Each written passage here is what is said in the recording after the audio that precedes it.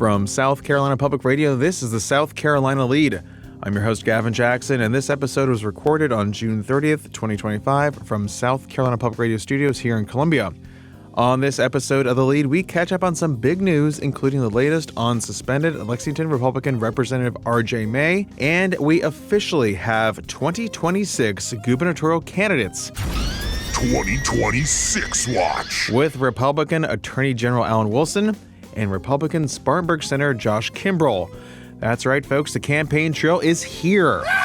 And you know who else is here? Maayan Schechter. She's here to catch us up with all this news and start our journey on the campaign trail. Oh, am I being introduced? Sorry. Not yet. But we want you to be here with us as well. And you can do that by calling 803-563-7169. We have 2 calls. We're looking forward to hearing from you on the wind down. Give us a shout, 803-563-7169.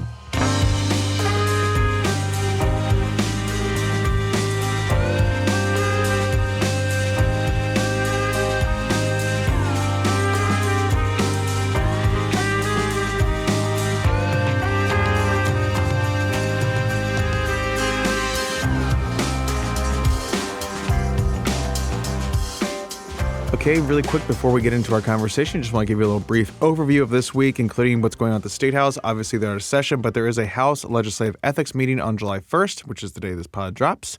We don't have the governor's schedule yet, so I can't tell you what he's up to this week. Up in Congress, they're holding their vote-a-rama in the Senate on the mega bill. That's happening as we're taping. Will the bill get to the president by July 4th? Ask House Speaker Mike Johnson. Also, looking at the economic calendar, we have a June jobs report coming out Thursday morning.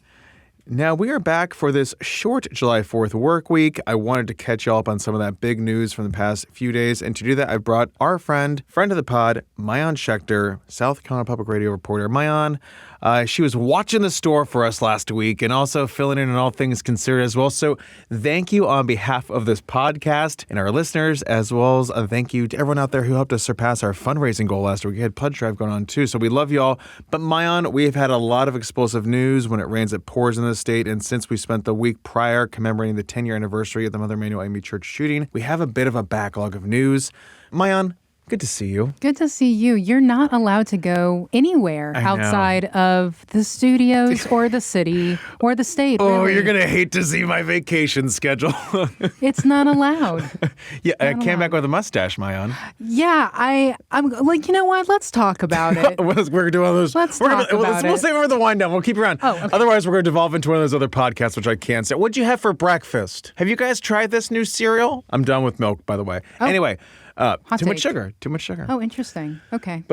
Well, this is teasing for the wind down, but Maayan, catch us up. The week before I was on vacation, it was our commemorative week, so we focused really heavily on the 10-year anniversary there, so we didn't have a chance to talk about what happened with suspended Lexington Republican Representative R.J. May.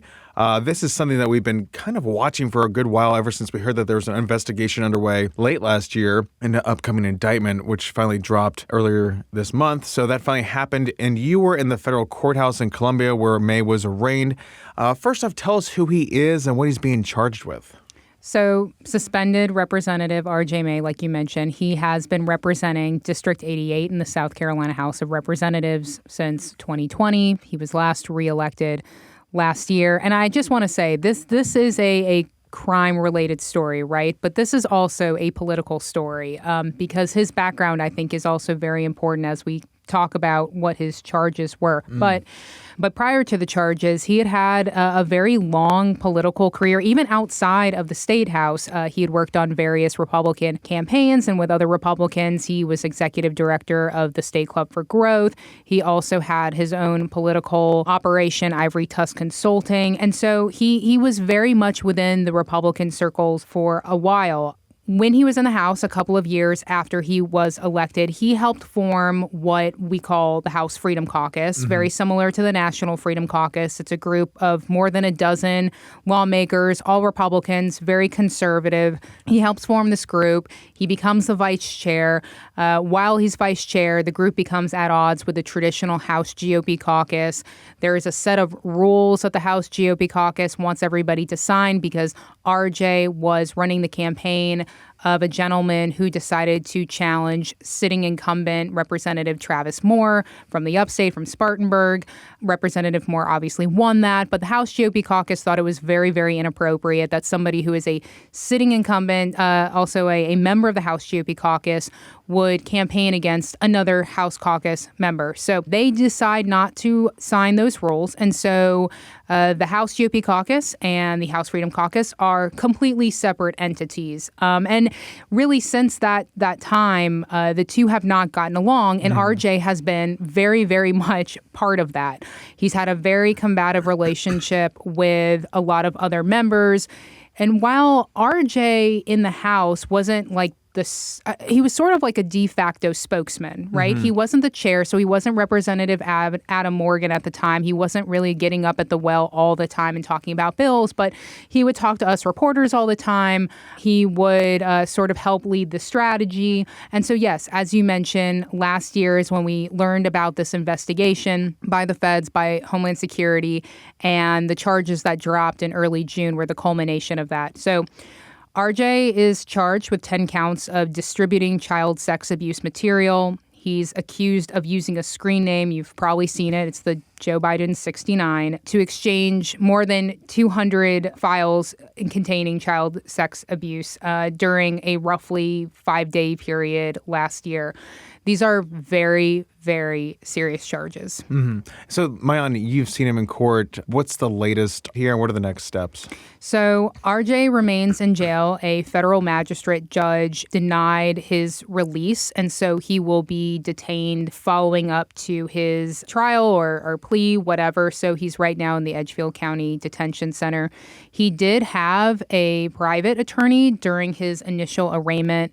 He was in court last week, and that is when he declared that he had no real assets in his name. And so now he has, I believe it now is up to 2, but he has a public defender now. So a taxpayer-funded attorney is now representing him. So he'll be in jail pending his trial. What we know from federal scheduling notices that have been posted is that he does have another hearing in August.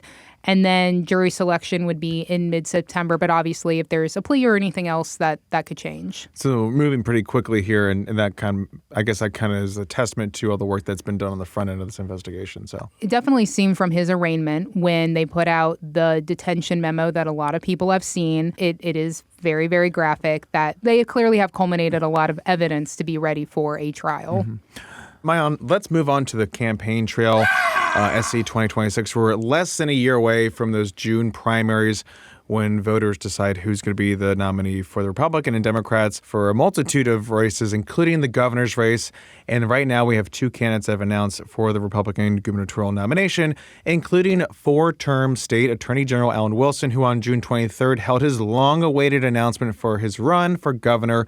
Again, this has been a long time coming for Wilson, the soon-to-be 52-year-old of Lexington, where he held his launch party at Hudson's Smokehouse. Not a bad place to do it. Tell us about this launch and what his message is shaping up to be. It was a very packed house in the middle of June in Lexington. I forget about how hot the summers, yes, in Columbia and South Carolina get, and it was very hot. It was a packed house. Many of his most loyal supporters were there. We saw some current lawmakers, folks on his staff in the AG's office, for the most part. And there were some folks there that I did see at other events happening that week. So people are still clearly trying to feel out the race. Very early, of course. We are in the very early stages. But these were a lot of very loyal Wilson supporters, or people who have been supportive of his family for a long period of time. He's mentioned this repeatedly on the campaign trail. This is sort of his slogan, or whatever you want to call it, if you will. He says he's the battle-tested conservative in the race. He gave this lengthy speech where he really kind of emphasized his tough-on-crime message. He ticked through some of the accomplishments he said he had in the AG's office, which also included joining on these lawsuits, particularly in the Obama and Biden era when he was challenging some of their executive orders. We'll be hearing this a lot more on the campaign trail from other candidates than we really already have. He talked about lowering the state income tax to 0. He talked about cutting regulations. He talked about doging state government, like what Elon Musk's former efforts. Hard to say on the federal level. But, I think if you were going to boil down his message, I think that the being tough on crime is part of it. But it's I've been doing this for a while. You've seen me challenge issues that I believe or you believe don't really fit the way that South Carolina feels. And I'll do that on state level as governor. Yeah. And I was listening to that audio that you provided us. Thank you for going because I wasn't here. But it starts off with the pastor giving that prayer. Then you have Lexington County Sheriff Jay Kuhn up there praising Wilson, and then noting other sheriffs in the audience, too, including those from the Low Country counties of Dorchester and Berkeley, Hinton, Congresswoman and potential gubernatorial nominee Nancy Mace. That's a direct shot across the bow there. And it sounds like he has a good coalition forming there. And it doesn't hurt to be the son of a congressman in that area, of course.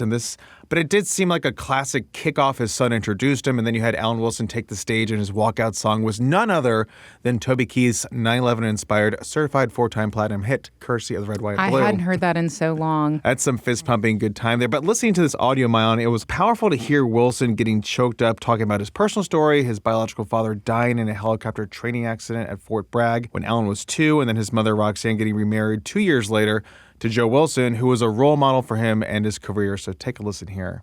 Dad went on to serve for 31 years in the National Guard, achieving the rank of colonel.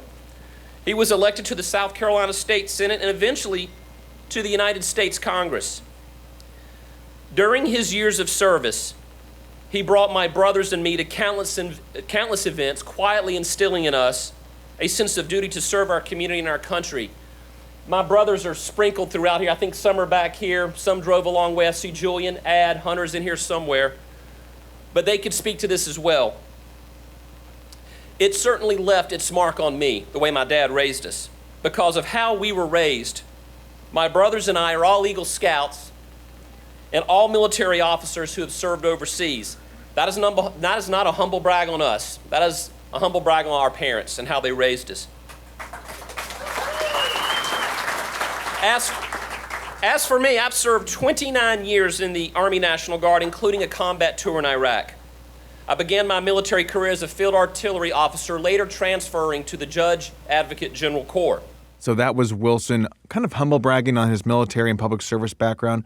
But more importantly, Maayan, it sounded like he was differentiating himself from others in the race or others who are thinking about getting in this race. I mean, it's something that he has an advantage of because it seems like a lot of people talk the talk, but he can back it up with some of this walking that he's been doing. Yeah, I think, him coming out first is obviously, he's one of the top people that we're watching, right? I mean, he's a household family name.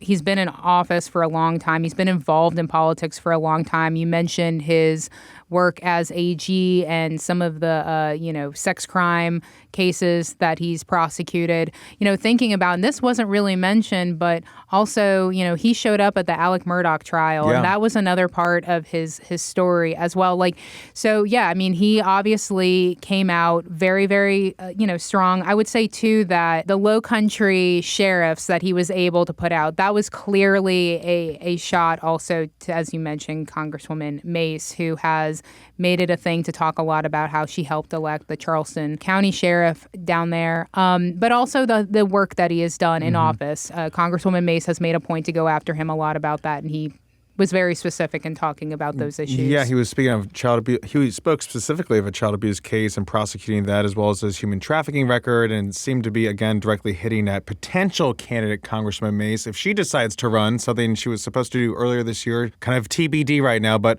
Wilson's running on that record, and here he is talking about it. Now, as he was being led out in shackles, this young woman and I were walking out of the courthouse, and I remember looking over to her, and I looked at her eyes. They were red, and her eyes were very teary. I asked her if she was okay, and she responded to me that for the first time in her life, she was not a victim, but a survivor.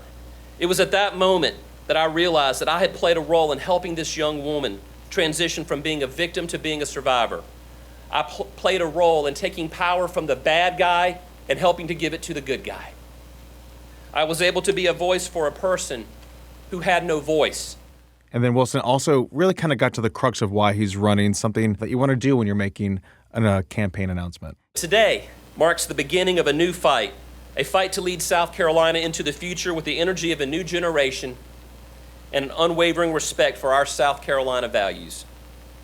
We have already delivered meaningful results for the hardworking people who power our state, but we cannot stop there. We have not come this far only to go this far. Our state can reach even greater heights. Explosive economic growth, a full shutdown of wasteful government spending, better education for more children, a revitalized infrastructure. But it requires a fighter to get us there, a battle-tested conservative and a proven winner who will never stop until the job is done. It demands a leader who understands the duty of service and what it means to answer the call. I'm ready to lead that fight, to turn the page from what our state could be to what our state will soon be. That is why today I am announcing my candidacy to be the next governor for the great state of South Carolina. Again, like you said, cutting wasteful spending, doging state government, better teacher retention, economic development, cutting regulations, and more. This will be something we'll be hearing from, I think, everyone in this race. Oh, I mean, I've already heard cutting regulations and getting the state income tax to zero by 3 people. 1 is a potential candidate, and the 2 are already in the race. So it'll definitely be a running theme. Speaking of 2 in the race, we're talking about the other candidate in this race. We're going from the red Midlands County of Lexington to the ruby red upstate. And Maayan, you were there in Inman, South Carolina on Saturday for State Senator Josh Kimbrell's announcement. Kimbrell, who runs an aircraft leasing and charter company, is currently in his second term representing Spartanburg County District 11 and was introduced by fellow Republican Senator Matt Lieber of Charleston and York County Republican David Martin, both of them freshman lawmakers. The Lieber did a term in the House. But here's Martin introducing Kimbrell. It's my honor, my very, very proud honor, to introduce you to my friend, a great father, a great husband, a fighter, a true public servant, and an actual true conservative for South Carolina. Ladies and gentlemen, I'd like to introduce you to the next governor of South Carolina, Senator Josh Kimbrell. Now, Maayan, there was no walkout song. I think there might have been some music in the background. There was. But not that you don't have to have one. But everyone seems to have one these days. But it seemed like a bit of a different vibe just from what I was listening to. And of course, Wilson announced on a Monday, start of the week, full news cycle. Kimbrell announced on a Saturday. People aren't really paying attention to the news then. You may get some play in the papers, but again, those are pretty much produced on Friday for those big Sunday papers. So different styles, but different nuances for people like us. What were you picking up on? Yeah, so this was a bit of a smaller crowd, and I would say that there were a lot of people from that general area, from his district. We did see the mayor of Cowpens there. We did see the mayor of Inman there as well. But yes, a much more it seemed like there were a lot of family, a lot of friends, people who have known Senator Kimbrell for a long time. Senator Kimbrell really did hone in a lot on his legislative background. He went through a kind of a lengthy spiel about all the issues that he has been involved in at the State House. He talked about wanting to work collaboratively with both chambers, the House and the Senate. He talked about, talking about cutting regulations, talking about getting the state income tax to zero, wanting to put that office of parental rights. So we did see a lot of intertwining of his religious background and also politics and also how he wants to lead the office. And he talked a lot about wanting this to be, I don't want to say not friendly, but he wants this to be a very collegial political cycle, which, as he noted, and as we know, South Carolina has a long, lengthy history of not being collegial. Politics in general, So there were a lot of biblical references in his speech. He also had an opening prayer, like a lot do. He did say David was his favorite person in the Bible, so are we starting a bit of a David versus Goliath storyline here? Maybe, but he explained his faith this way. I do thank God ultimately for everything we have. I am a big believer you don't have to be a believer to be an American citizen. You don't have to be a believer in Christ to be a citizen of the country.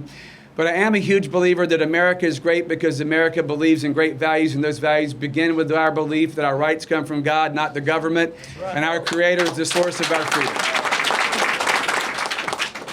I'm unapologetic about that. I'm not a person that's going to beat you over the head with the Bible, but I'll talk to you about it. And I'm never going to hide from that.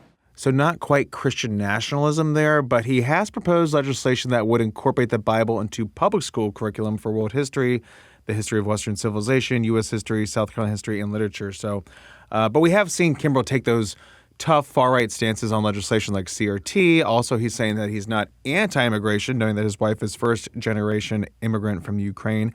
but he's anti-illegal immigration, which, again, a lot of people are.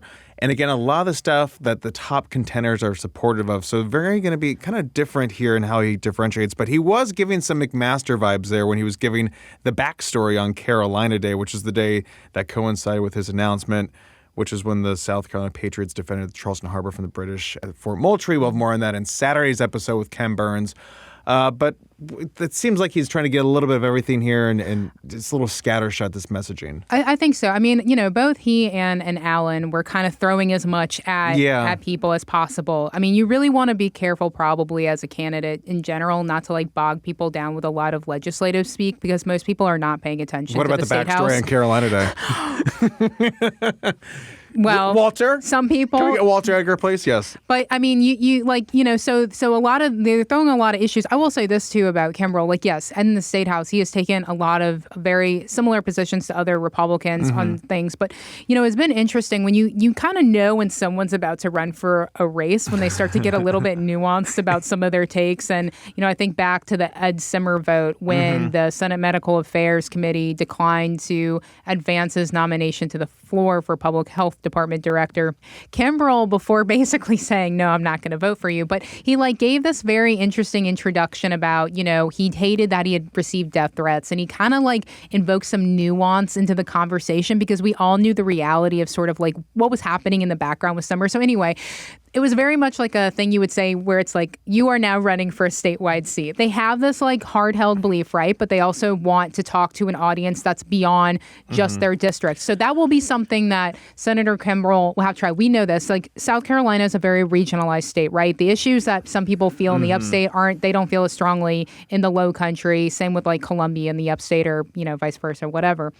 He's going to have to figure out how to take that message from the upstate down to the low country, into the Rock Hill area. And I do think that maybe is why he had Matt Lieber and David Martin there to kind of say, yes, this message can work in these particular areas of the state.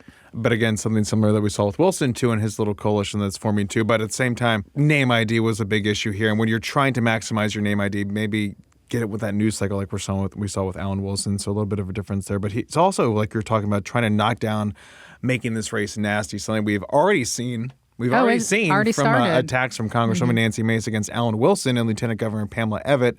And she's not even in the race. Those two are not in the race. But here he is setting the tone here, almost challenging others to follow suit about being collegial in this race. I want to be very clear at the outset of this. There's an old expression going back, I've been involved in South Carolina politics since I was in college. And one of the things that people have said all across this country for years who've been involved in this, they say there's politics and there's South Carolina politics, and ours has often been described as a blood sport because it often gets really nasty here. It gets very personal. People attack each other personally. They trash each other personally. And I think that's unfortunate. I don't know about you, whether you're in the political races like I am or not, I'm sick of that.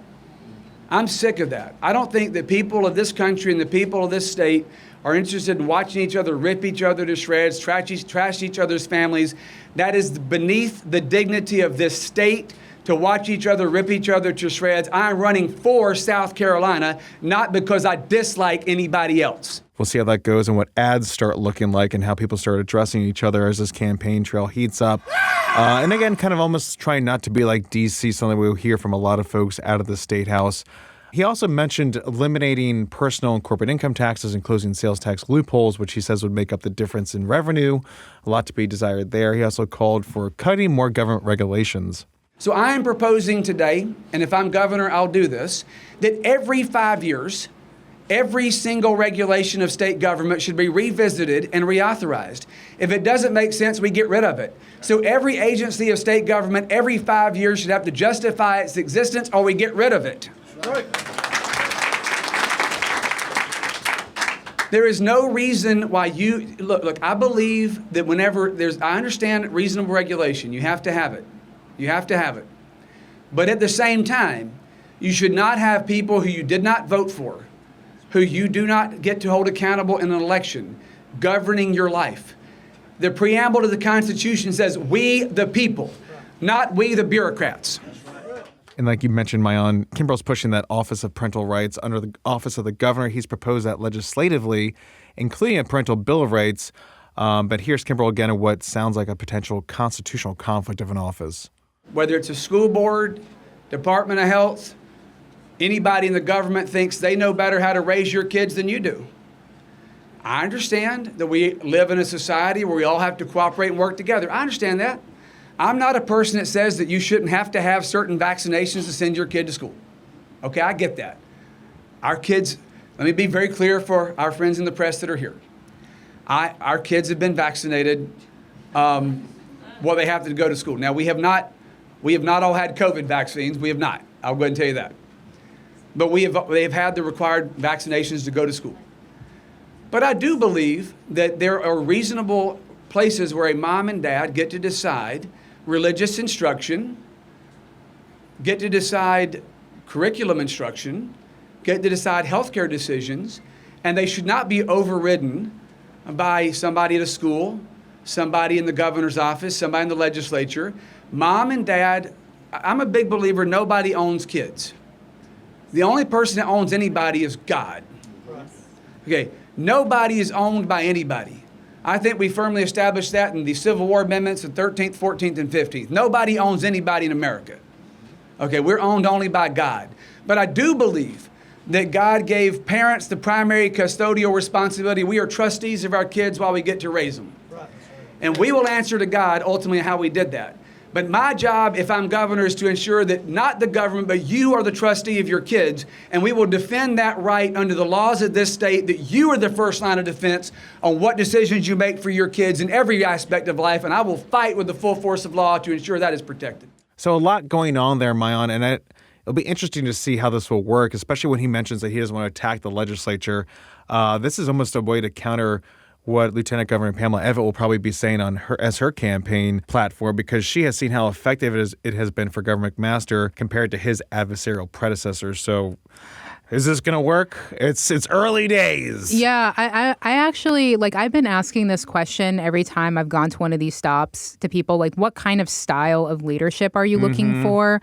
And it is interesting. I mean, there's there's obviously the block of folks who want a style very similar to Governor McMaster, who he gets along very well with a lot of lawmakers. He talks about the 3 C's all the time, which includes communication and collaboration and coordination. Is that the third one? I know there's other ones. But anyway, that style. Or are you looking for someone who will go to battle with the legislature? Someone like a Nikki Haley. I was watching the Mark Sanford part of the docuseries on CNN about Scandal the other day and how, his working relationship with the legislature went. Do you want a style like that? And I do think that there are a lot of people who want to see somebody who is going to go head to head with the legislature. So it is very interesting. I think, as more and more people pop up, look, there seems to be a Republican for every kind of voter so far, and the names that we're starting to hear. So people will find, maybe their preferred candidate. Yes. We've always adhered to the 3 C's on this podcast. And of course, collaborating with you, Maayan, is always a treat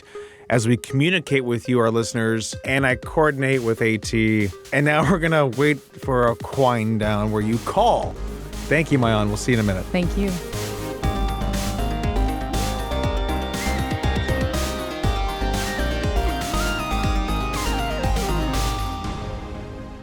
Welcome to the Quind Down. We've renamed it Quind Down section. Yep. With the fourth AT C. Shire. It's the fourth C. Thank you. He's our number 1A. Yep, sure. I'll take it. Yep. I won't turn say no. It's been a minute since we've had a wind down, so glad to be here. And we have Maayan Schechter with us still. She stayed, folks. She stayed.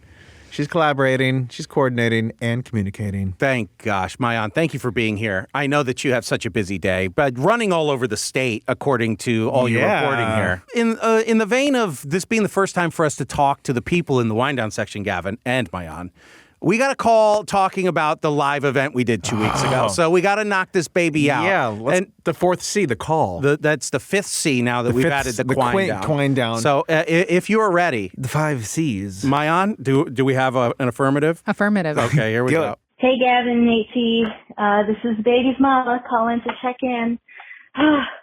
Baby's dad has been harassing me because I needed to call after the other night.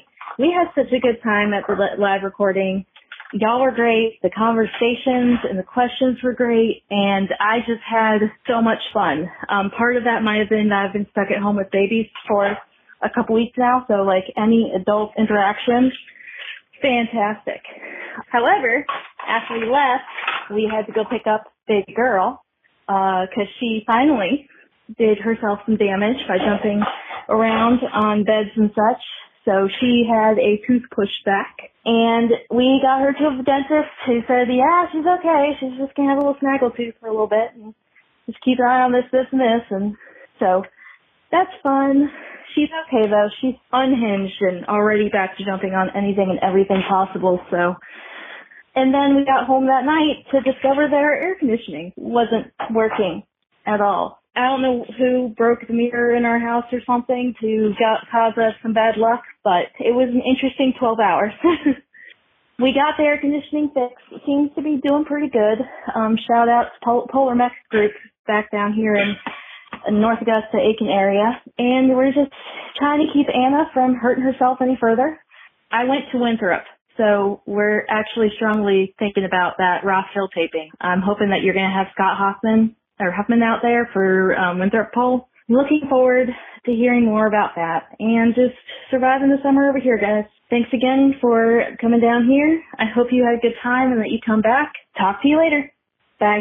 Baby's mama, it was wonderful meeting you all in the flesh, and oh my God, you didn't hear me, but I was just losing it when you told me about baby girl jacking up her tooth like that. Yeah, the trauma he's of an childhood anti-dentite, yeah. Dental, oh God, but the AC problem Awful. Also compounding. But I will say she must have used up all of her good luck on bringing that good weather, because when we were doing the surprise outdoor taping. Yeah, we didn't know. Maayan was actually there, so she can speak to this too. It was a we scary didn't have situation. or any control of the weather, but it worked out. I think they used up all their good luck on us on that It one. was great seeing all of you people in the flesh. Mm-hmm. I got to say, like, there were people there looking for Baby's Mama because you call so much that you are a personality on the show too. A little so, spinoff. Like, it's hilarious to me. And let me just shout out two names because, going back to Aiken where I started my journalism career was really special. Seeing Will Origin Williams, story. who I know Yes. listens to this podcast, Karen Klock, a former colleague of mine at the Aiken Standard. It was very, very good seeing both of them. And it was kind of nice being back in Aiken. I can't believe I'm saying that, but it was really nice. It was raining, all set up, all pre-production. It was raining, and then 6 minutes before we hit record, it cleared up. Baby's Mama luck. It was great. It worked out. It's one of those times where you just have to go inside yourself, and I know you were. We were both like, okay, but I had to just keep putting that good smile on. Yeah, and you did a good job. I couldn't. When you hear this as a surprise, because I knew at the end of the day, the recording will go. The recording would go on. Unfortunately, we would have lost our audience, but we would have made it work. But at the same time, we're used to losing. We're used to losing audience. But yeah, it was great. I saw there was someone wearing an Eagle shirt that didn't really like the Eagles, but just for me, that was great. People were asking about little baby Rena, LBR. It was fantastic. LBR. Yep. She came in the studio last week and I wasn't here. Hate that. Yeah, Maayan was here. She's already working, right? Maayan got hands on. Yeah. Oh, I put her right to work. She did all things considered. Yeah. Oh, wow. She did the whole. NPR called up and was like, "What's going on?" Hammered out an ATC first thing. She said "goo goo gaga, baby," and hung up on Goo goo, quite frankly, also gaga. Anyway, Gavin, it's been a long show. I know we teased a double dip. We're only single dipping. We'll save one for the future. But thank you, Maayan. Thank you, Gavin. Do the outro, please. Yes, thank you all for listening, especially you, Baby's Mama. We love hearing from you guys. Be like Baby's Mama. Give us a call at 803-563-7169. We'd love to hear from you. And you can always show us your appreciation by leaving us a review on Apple Podcasts or a voicemail, like I said. And you can stay up to date with the latest news on scetv.org and southcarolinapublicradio.org. And don't forget to support your local newspapers. The South Carolina Lede is a production of South Carolina Public Radio. Our producer is A.T. Shire. Amy Crouch is our supervising producer. Sean Birch is our executive producer.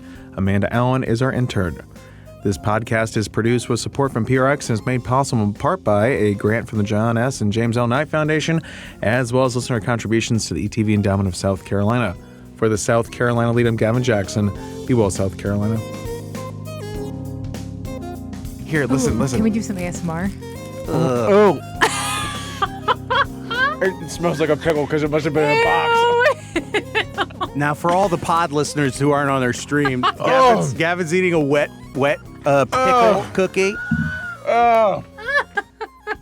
It must have leaked into the bag because there's like God. pickle taste. I can't believe you offered me it either. I didn't know it existed. Oh, it's like a science experiment.